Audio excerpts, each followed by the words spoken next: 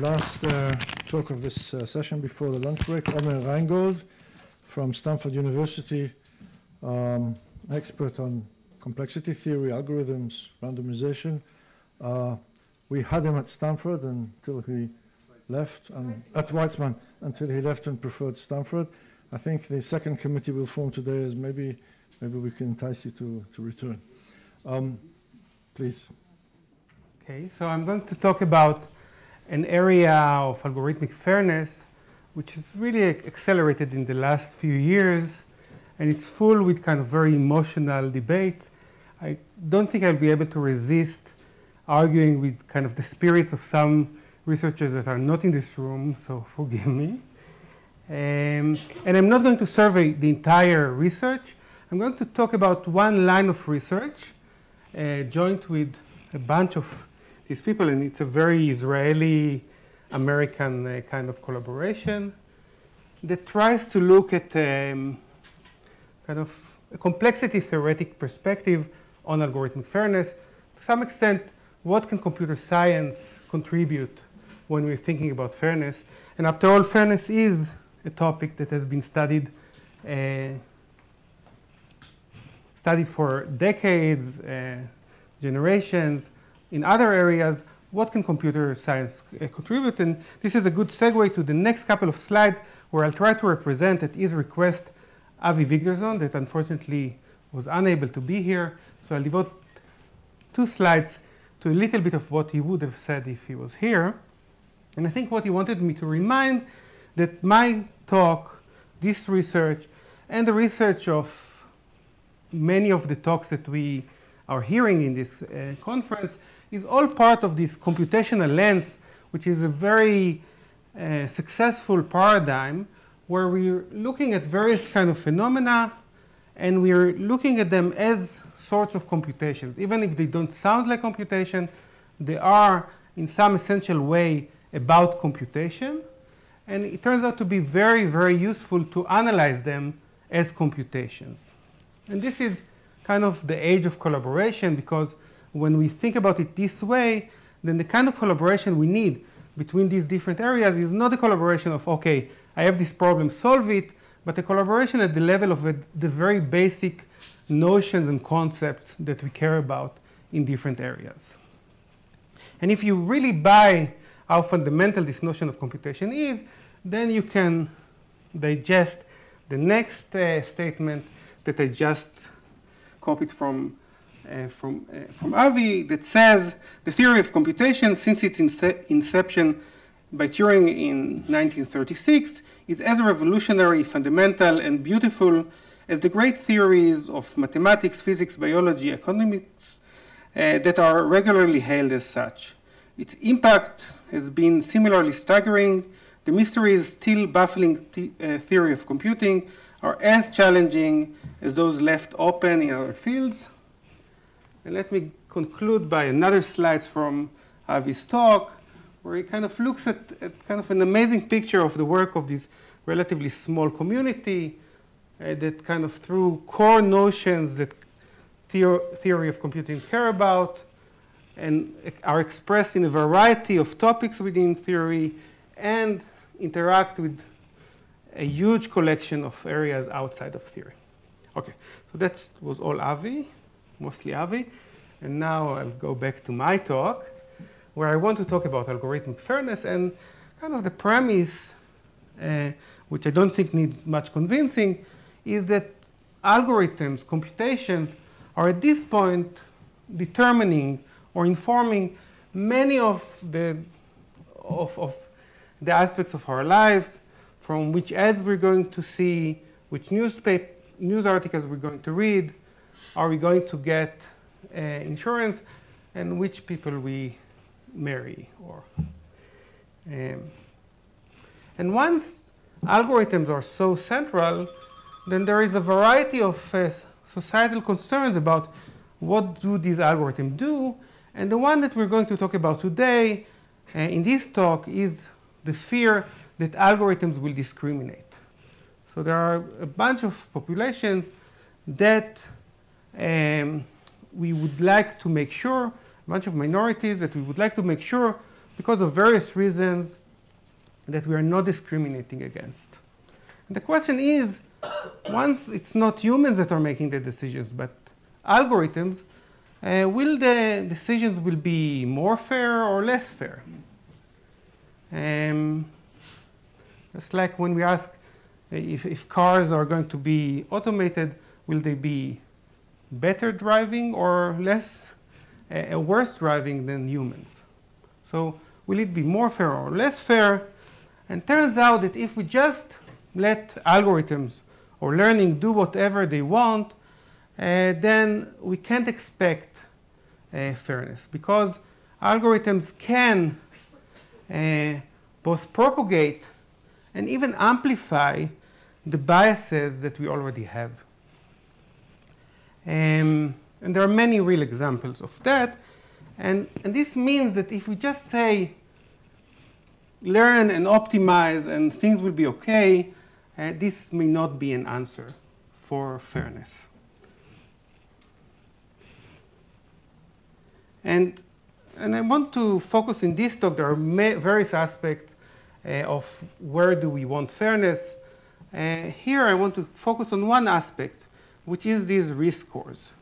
And in fact, throughout our lives, we are again and again measured by people, but also by algorithms that are trying to determine various probabilities about us. What's the probability that we're going to click on an ad or read the news article?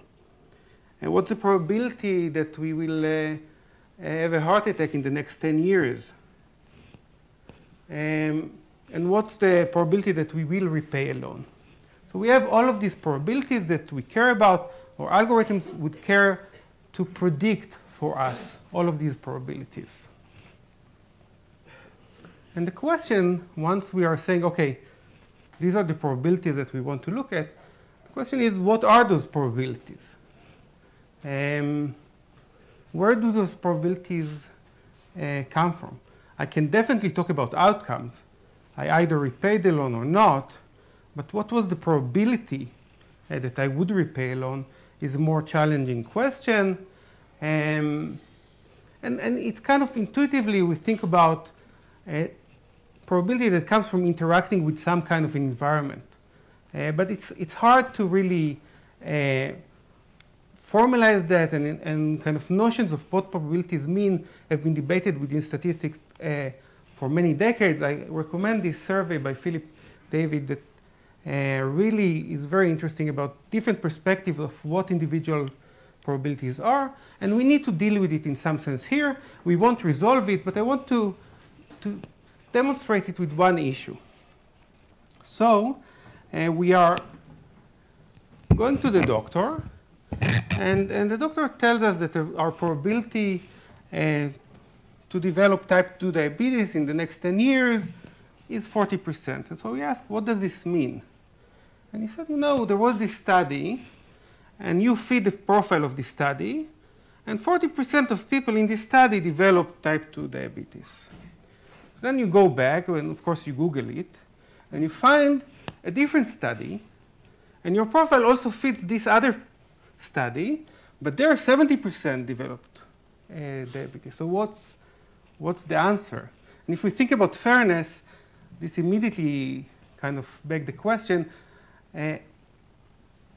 which group do we associate each individual, and how does it affect how we treat this individual? But even if the other study also showed a 40% probability, what would it mean? Does it mean that we are reaffirmed that it's 40%? Or does it mean that now I have two different risk scores and actually my probability is even higher? And actually, if there is a different study that doesn't involve me, I don't fit the profile, but involves some of the other people within the original study, does it mean that actually my probability decreased because perhaps this 40% was also partially because of these 70% individuals? It's really unclear what would these probabilities mean? What does this thing that the doctor tells us, what's the probability that we are predicting that somebody would reoffend, that we're using at times when deciding bail, what do those probabilities mean for individuals? And adding the question of fairness adds another layer. So it's not only correctness, but are we treating people fairly when we are determining these risk scores? So when we're talking about fairness, we cannot expect a single definition. In fact, when we talk about anything, that kind of any societal impact of computation, we cannot expect a single definition. The reason, for example, here is that fairness is context dependent. It depends also on social norms. And furthermore, it is very subtle. So a game that I've been playing for the last decade and others have been playing as well is finding ways of discriminating and abusing various kinds of definitions, but still being able to discriminate. So showing how you can still discriminate even if something is fair by some kind of notion. It's very subtle, and in fact, we cannot really say that we know it when we see it. There are cases in which we see a case and we can argue, and we do argue very passionately about whether this is an example of discrimination or whether this is fair. But kind of the fear with this kind of understanding that there is no single definition is that people would say, you know, so forget about definitions. There is no single definition, then let's avoid them altogether. And this can lead to two completely different perspectives. One that said, as before, you know what, just optimize and you'll be okay. Just learn and you'll be okay. And the other that says, algorithms are inherently unfair, and let's get rid of those altogether. And the thing is that I don't agree with any of those. They are futile, both of them. And I think the answer is that since there is no single definition, we need many definitions. And we need to understand the relations between them.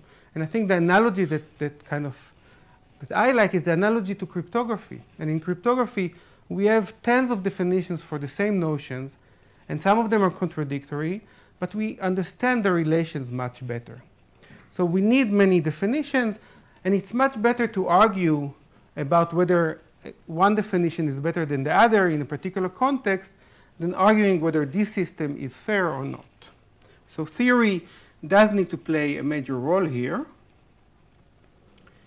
And we should still remember that it takes a multidisciplinary village to raise fairness, and we need this collaboration and between social scientists, legal experts, and computer scientists to understand the entire range of subtleties within this area. So let me start kind of talking about actual definitions.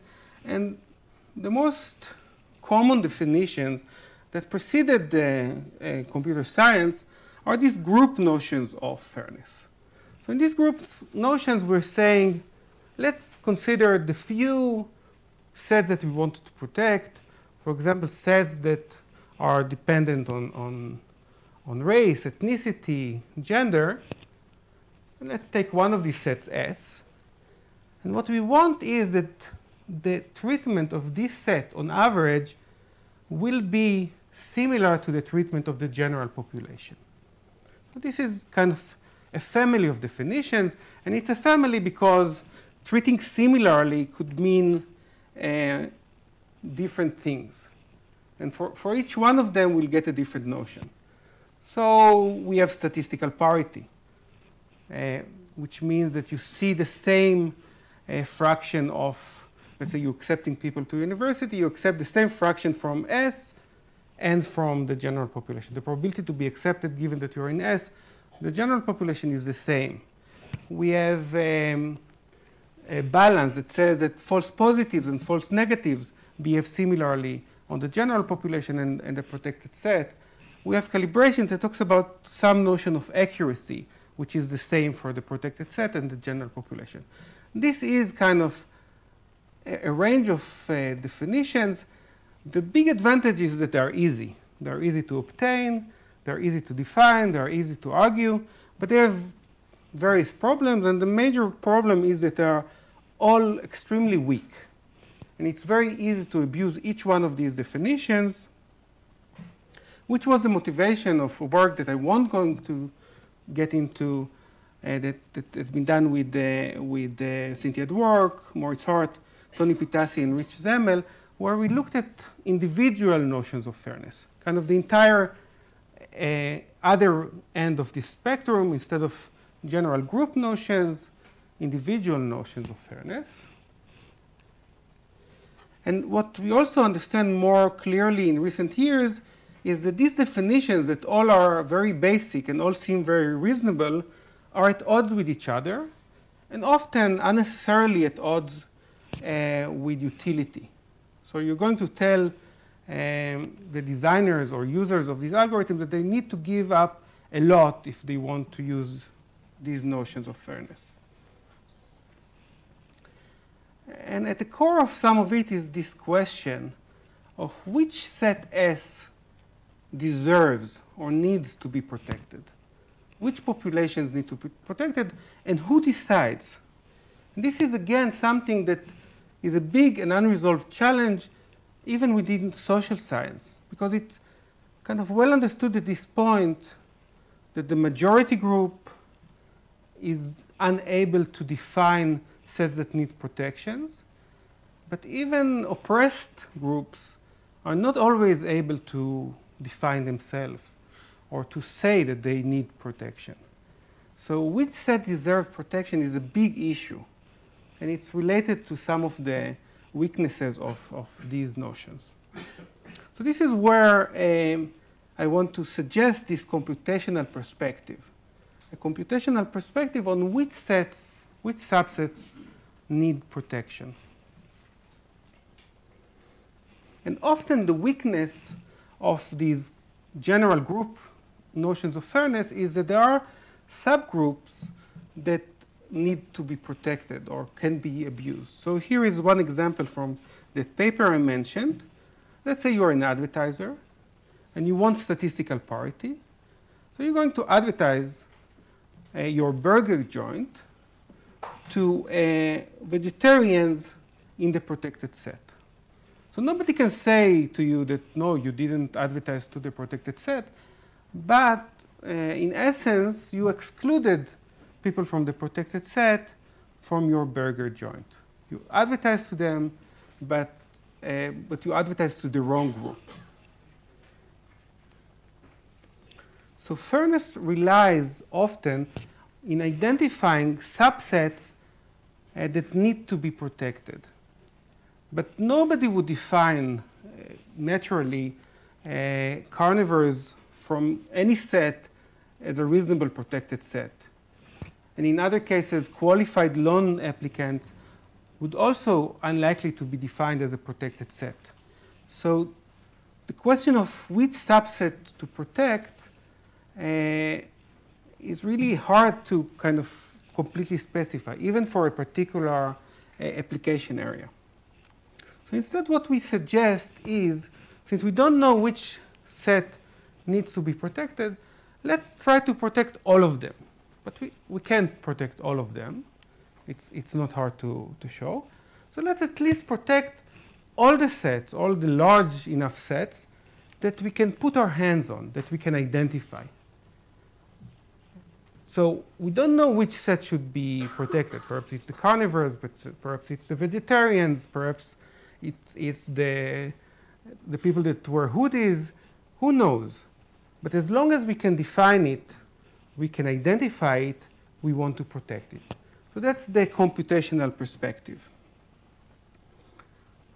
To give some kind of a protection to every large set that can be identified given the data that you have and your computational limitation. And in some exact sense that I won't completely specify, this is the best possible, because if you can't identify a set, you cannot protect it. And this is part of a bigger kind of notion of computational perspective on fairness, where we take into account the limitations of the different parties that need to be observed. The limitation of the learner, the limitation of the auditor that tries to say, okay, there has been some fairness violation or not. And this perspective has been successful in various instances. And the various instances depend on what do we mean by fairness protection. We can mean different things, and each one of them would give a different instantiation of this perspective. I'll talk about one of them. So this is kind of a typical scenario, I mean, in today's world. This is what happens again and again. We have a big data set, lots of data, and we're trying to take all of this data and to learn how to fit something, for example, a predictor, that then we're going to apply to the data of individuals.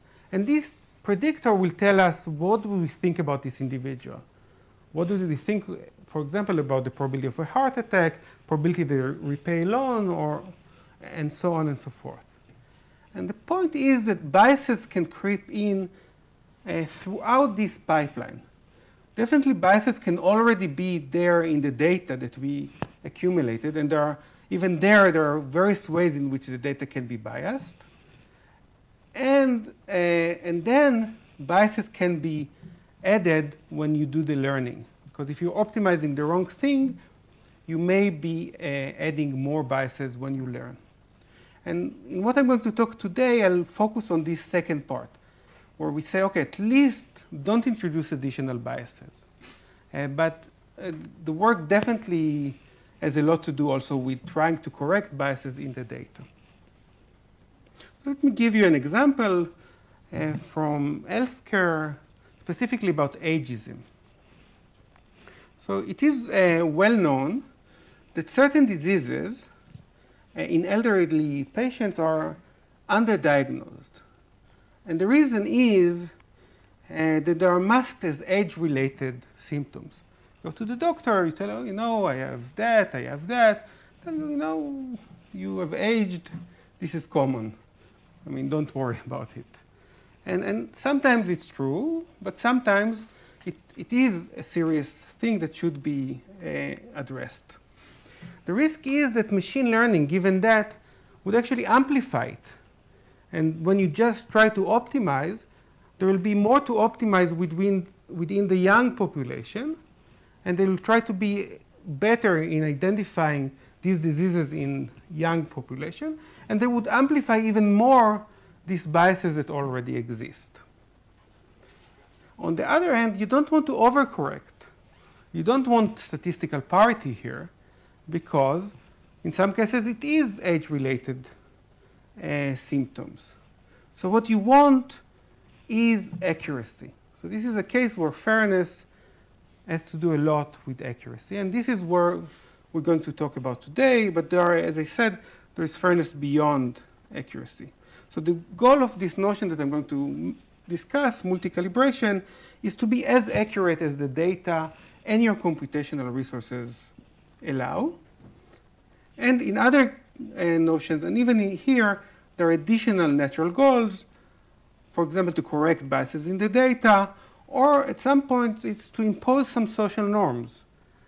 So at times, our notions of fairness are not about correctness, but are about what we as a society choose, what we as a society believe in. Okay, so let me give you one slide about notation. Feel free to mostly ignore it. But I want to be a little bit more accurate. So we have some population of individuals, chi. We have individuals within this population. Individuals are unique, but maybe defined also by a set of features that is arbitrary. It doesn't need to be unique. For each individual, we have an outcome. Eventually, they'll repay a loan or not repay a loan. And this is what we want to predict. And now we have this notion that's more controversial of this pi star, which is these individual probabilities. Pi star is supposed to be the probability that this individual will repay the loan. And I already said that this is a very problematic notion. And in fact, the main thing is that we cannot really even define it, and we won't be able to put our hands on it. But we still want to do something useful, something that we'll feel is fair. Right, as I said, individual probabilities are unclear, but still we need a predictor. We need a predictor that will tell us the probability of repaying a loan, because we are going to give people loans or not. We are going to determine their rate, and we need to do something. We need, even if we don't believe in individual risk, we are going to make a decision here. We are going to make a classification. So we need a predictor, and this predictor should be this estimate of this very abstract PI star. The input of the algorithm is a sample, kind of think about it as historic data of people that got loans and whether they repaid them or not. So this is your input. And with this input, there is no chance of identifying individual PI stars. And the question is, what can you do? What can you hope for? So these are these notions, but with all of this, I mean, it sounds like computation shouldn't play a part in any of that. And I want to demonstrate why is computation very natural here. So yeah, you want to approximate PI star, and you cannot, but any notion of correctness will rely on computational hardness. So imagine that the vector of PI stars are zeros and ones. In fact, every individual in our data comes with a bit. There is no probabilities. Either they will surely repay the loan or surely won't repay the loan. So a very simple case where there's no probabilities or no 2/3 or 1/3. So this is our data. But it could be that we cannot computationally distinguish the zeros and the ones.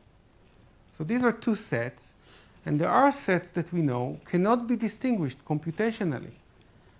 And if you cannot distinguish the zeros and the ones at all, then from your computational perspective, everybody has probability half. Because there are half ones, half zeros, you cannot distinguish with them. Then with your knowledge and computational resources, people are halves. So without understanding what you can identify, what's your computational power, you cannot hope to be fair, for example, towards the ones. So our notion, what it will say is that, sure, if you cannot distinguish the ones and the zeros, then there is nothing to do. Perhaps half is the right thing to do. But if you can put your hand on any subset, let's say that's correlated with the ones, correlated with the zeros, at least then you should be fair to those sets that you can identify. Which leads us to this notion that I promised of multi-calibration. And again, kind of formally, what it does is consider a rich family of sets. So it's no longer these few protected sets defined by gender or ethnicity. You have a very rich family of sets that you should think about as sets that are defined by some computational resource. For example, all the sets that can be identified with a circuit of a particular size, or with a decision list, or whatever is your favorite computational model.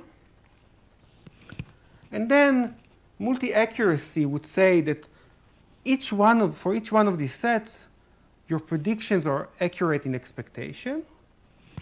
And multi-calibration says something a bit stronger that you shouldn't worry about, but I'll still say that for each one of these sets, any prediction value has the right interpretation.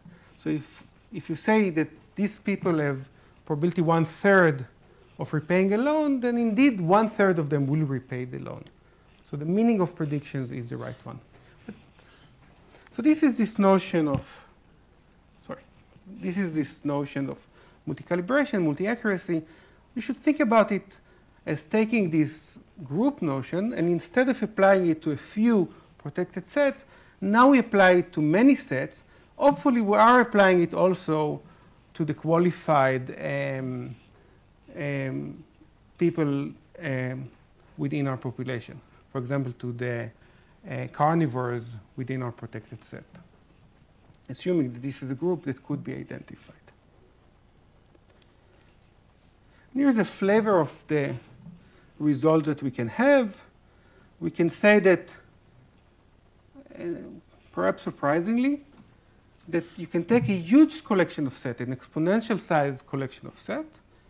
There is a predictor that is going to be accurate on all of them, on all these subsets. And the complexity of this predictor is not going to be much larger than the complexity you started with.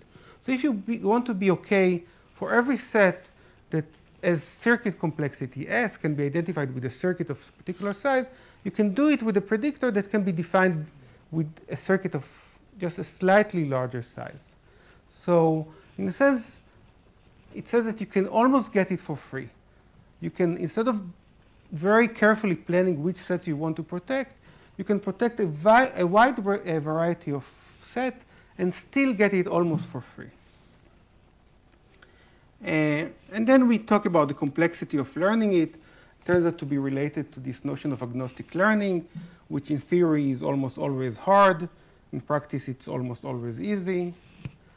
And finally, you can do it with multiprocessing, post-processing, meaning that it's kind of practical. You can let people do whatever they want, and then you correct it a little bit and get the notion that you want.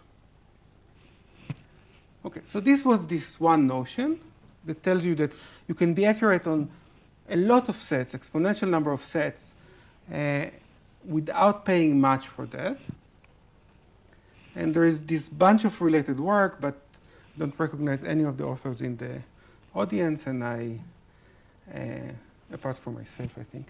And nobody's going to watch this recording, so I don't need to get into the details.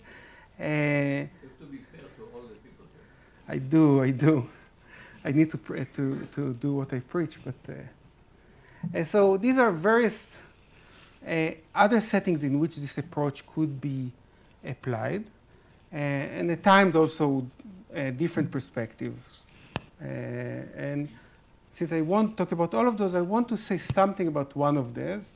It's a recent work that we have that talks about fairness in ranking. And I just wanted to stay within correctness rather than to move to other notions that we're talking about, notions of fairness beyond correctness, for example, correcting for biased data. So we talked about these risk scores, and sometimes these risk scores are taken individually. I need to know what's the probability that you're going to repay a loan, because I want to decide whether I'm going to give you this loan or not. And I don't need to think about anybody else when I decide if to give you this loan or not. But in other cases, you want to use these risk scores in order to rank individuals, because you're going to accept the top percentage to your university, and you're going to do a triage of who in the ER you're going to treat first. And in some cases, you also have this notion of fairness that depend on you ranking different stratas of individuals and accepting the right fraction from each one of these stratas. For example, in the California and Texas education systems, you accept some percentages to the public universities, some percentages from each schools. This works better when the schools are actually, when the schools are integrated, it works, it often doesn't work as well. So actually, yeah. And so we have the task of that now, instead of looking at approximating individual probabilities, you want to approximate a ranking. And this turns out to be even more complicated. And let me give you a quick example of why it's more complicated. Again, because now if I understand you very well, or I understand the group very well, it still doesn't tell me what's your rank, because ranking is comparative. So imagine a case where there are 3 equal-sized sets. One set, people are of probability 1/3, and the other is 0 and 1. Now, if you cannot identify or cannot distinguish the zeros and ones, then these will look like halves, right, as we had in the previous example. And these people that actually I know exactly that their probability is 1/3 are going to push to the bottom instead of being in the middle. So ranking really is more complicated, and we cannot even hope for group notions of accuracy, individual groups. But what we can look is comparative. We look at 2 groups, and we make sure that at least the relative rankings are somehow fair. You don't mistreat one set compared to the other. And OK, so I won't tell you more about what we do in this work because I'm running out of time. Let me kind of go back to this notion of individual fairness and say that this work kind of gives some perspective, some new perspective on these individual risk scores. And by saying that if we assign risk scores with these multi-accurate or multi-calibrated predictors, then we have these properties. We have that we are consistent with the evidence in front of us and our computational ability. We have that what we do is in some sense indistinguishable from operating with the true probabilities. And we have that it protects against systemic discrimination. The problem is that, yes, you protect against this systemic discrimination, but this notion of indistinguishability in some sense means that you can have 2 doctors seeing the same patients, telling them different things, and even after seeing what happens to these patients at the end, we will still not be able to tell which one of them was correct. So things can be indistinguishable, meaning that it's a very strong negative result about the existence of individual or the meaningful existence of individual probabilities.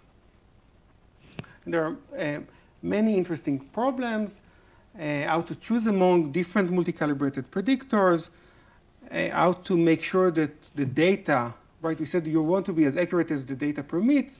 How can we make sure that the data permits any kind of fairness? I don't have time to talk about it, but this kind of approach actually has been implemented. And here, in the spirit of Israeli-US collaboration, has been researched by a group from Clalit, who is the biggest, I think, else provider in Israel, and kind of showing that you can look at a large collection of subsets defined by various intersections between various attributes, and kind of treat all of them correctly in your predictions, or much more correctly than before in your predictors. But OK, I want to move to the conclusions. So the conclusion is that when we're talking about the fairness of algorithms, we cannot ignore the computational complexity of all the parties that you have in this equation. So you have the learner that tries to find out these predictors. You have the hypothesis. So how complex is the predictor that you want to output? You have the auditor. How complex is the entity that tries to tell you, no, you haven't been fair. Here is a way in which you're not fair. We have to take these complexities into our definitions because you cannot be more fair than your computational resources allow. It applies in a wide range of fairness settings, way beyond what I was able to tell you right here. It gives a perspective on individual risk scores, and lots of interesting directions. And that's it. Thanks.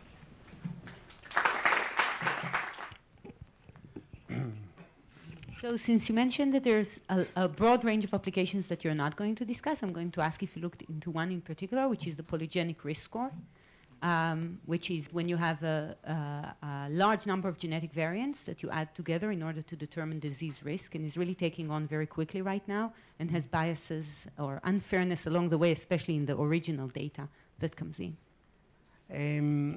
That's very interesting. I haven't. When I said that it applies to different scenarios, I thought of not about different applications, but actually different notions of fairness, completely different notions of fairness. For example, there is the notion of similar people should be treated similarly, and we have, using this, a different perspective on that. So it's actually relevant there, which is why I asked it, but maybe I wasn't articulate. So in a genetic polygenic risk score, there's a question of what's similar. Should you be treating people who are genetically similarly and differently than people with other genetics, or is that actually discriminating against them? Mm-hmm. So the law right now in the United States disallows you from using this information in a way that would discriminate against them, for example, in medical care and insurance and so on. But at the same time, they don't actually carry the same risk for the disease, and you shouldn't be treating them in the same way. So you're kind of bound in an interesting tight spot, and it's something actually of huge societal immediate implications. So thank you. It sounds fascinating. I'll try to catch you after that. And it's a proof of the theme of collaboration, because this is not an application I could have come up by myself. So thank you. Eli.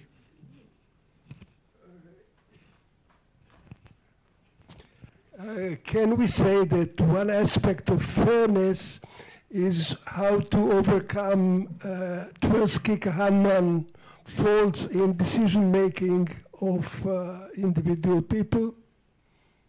You know, the Tversky-Kahneman theory of how the judgments of people is. Right. So that's a question that I said, would somehow algorithms will be just better because they're more rational?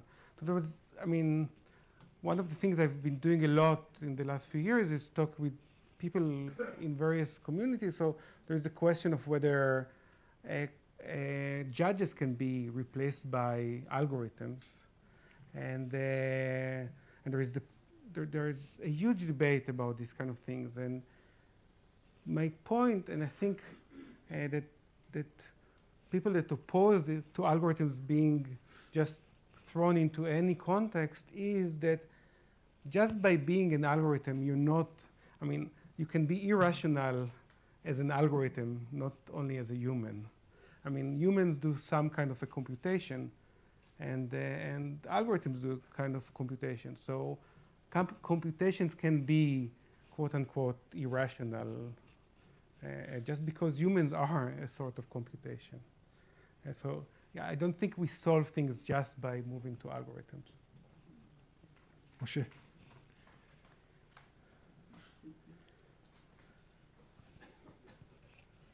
I mean, instead of doing this for this seeking for perfection, for example, if you look at the United States, it's perfectly okay to be biased and discriminate, but the law restricts where you can do that. So there are protected groups, and there's a legal test that you have not mentioned. It's called disparate outcomes. Mm-hmm.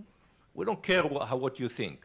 It's the ultimate thing. So if because you chose to advertise to vegetarian, we see that there are fewer, one group, frequency group more, then this is disparate outcome and you're suspected of bias. Right. So there are, so this is one, so I think that kind of the CS perspective on fairness actually is highly correlated with this kind of legal approach of disparate outcomes.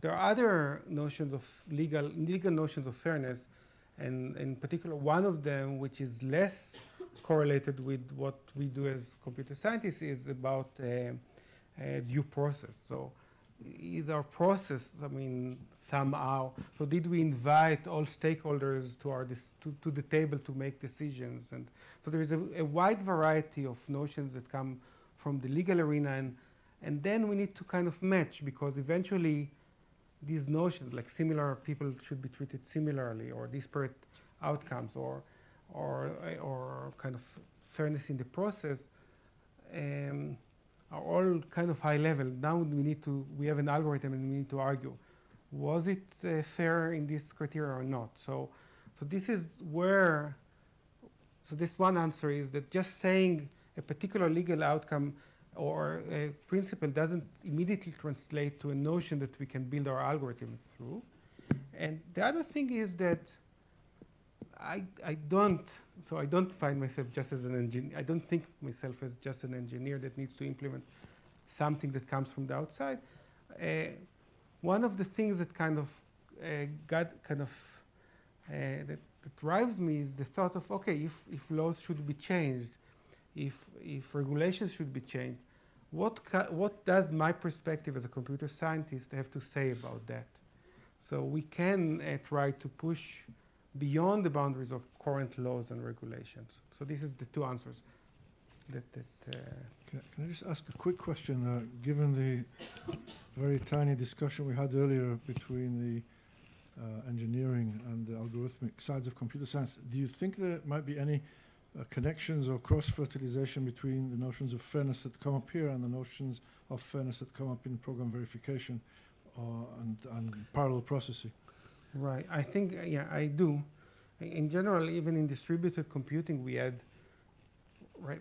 So fairness has been used as a term in various aspects of computer science, but in very different ways to the kind of recent trend that is kind of cake cutting is a notion, livelihood is another notion of fairness. And I think that that combining them with a new perspective, for example, in distributed computing, I find it fascinating. Yes. Because can we go beyond some of these old notions? Rigid notions, strong, exactly. Weak fairness. Yeah. Yes, exactly. I think it's fascinating and highly motivating. We want to go to lunch, but I think Noam. Yes. So I really sympathize with the idea. Let's think very carefully about what notions of fairness and what they do within algorithms. My question is, I sometimes feel that algorithms are the scapegoats here. Society is extremely unfair. Algorithms just expose this unfairness in society, and we try to, instead of fixing society, trying to blame it on the algorithm. I mean, unfair to the algorithm. Right. So there's definitely a point to that, and there is, right. So essentially, being a researcher in this area, unlike being just a complexity theorist, means that much of what I do is argue with other sub-communities in the last few years. And there is this abolishment movement. I mean, just abolish algorithms in particular settings, which is both unrealistic and suffers from what you say. On the other hand, I would say that with algorithms, potentially we can do better. So if we can, we should. And just like we are not necessarily going to be happy when cars drive as well as humans, we'll probably want them to drive better. We shouldn't be satisfied with just matching the sometimes low bar of fairness and discrimination of human society. So I both agree, but I think we can go further. So I think it's only fair that we go to lunch now. And 3 o'clock back here, lunch is served in the Academy building. Thank you. Thank all the morning speakers.